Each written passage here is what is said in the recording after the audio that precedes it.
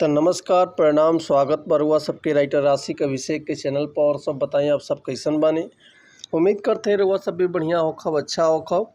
तो रउआ सबन खातिर लेके आ गए बनी बिल्कुल दर्दनाक, बिल्कुल ब्लास्ट, बिल्कुल खतरनाक मैटर, भोजपुरी पति पत्नी के सुहागरात स्पेशल सॉन्ग। उम्मीद करते रउआ सबके बेहद पसंद आई। अगर एक रउआ बढ़िया म्यूजिक बनवा के बढ़िया से दिल से गायकी कही तनी तो 100% बाकी गाना और मार्केट में ब्लास्ट करी। लेकिन इससे पहले रउआ सबन से एगो बात कहल चाहब कि अगर रउआ गायकी में इंटरेस्ट बा आ गायकी कल चाहतनी, गायकी रउआ के पसंद बा और रउआ के बढ़िया मेटर नहीं मिलत, बढ़िया से गाना नहीं मिलत, बढ़िया तुकबंदी नहीं मिलत, बढ़िया रउआ सबन के म्यूजिक नहीं मिल पाओ, तो रउआ अगर हमारा चैनल पर आ गए तो रउआ सबन के निराश भइले के जरूरत नहीं है।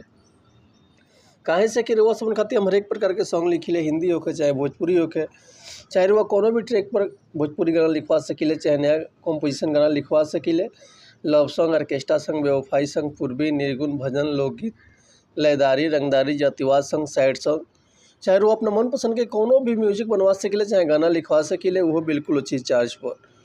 तो ये से कहल चाहब कि रउआ अगर हमारा चैनल पर आ गए बनी आ चैनल पर नया बनी तो चैनल के सब्सक्राइब कर ली, बेल आइकन प्रेस कर दी, ताकि कोनो वीडियो अपलोड करी तो सबसे पहले नोटिफिकेशन रउआ सबन के मिले। चलिए देर ना करते हुए आज के मीटर पर देखल जा कैसे बा, का एकर लय बा, का एकर धुन बा, रउआ सबन के हम गा के बताओ तनी।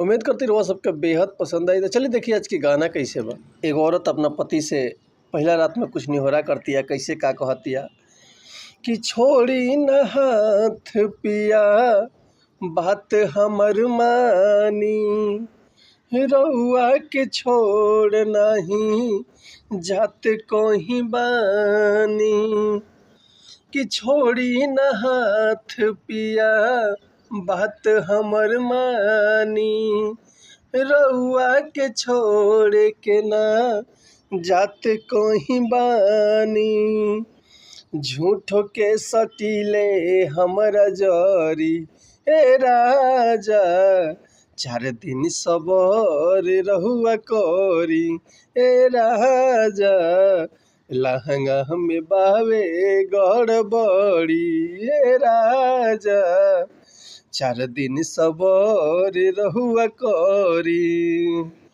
कि छोड़ी न हाथ पिया बात हमर मानी, रउआ के छोड़ के ना जात कोही बानी, झूठो के सटीले हमरा जरी ए राजा, 4 दिन सबहर रहुआ करी ए राजा, लहंगा में बावे गड़बड़ी ए राजा, 4 दिन सबहर रहुआ करी। तो उम्मीद करतनी मैटर वह सबके बेहद पसंद आयल है। अगर ये गाना के रउआ फुल लिखवाओल चाहतनी तो एकर म्यूजिक बनवाओल चाहतनी तो डिस्क्रिप्शन में हमार कॉन्टैक्ट नंबर बा, व्हाट्सअप नंबर बा, रउआ कॉल कर सकिले, व्हाट्सअप कर सकिले, रउआ के बिल्कुल उचित चार्ज पर फुल गाना मिल जाए।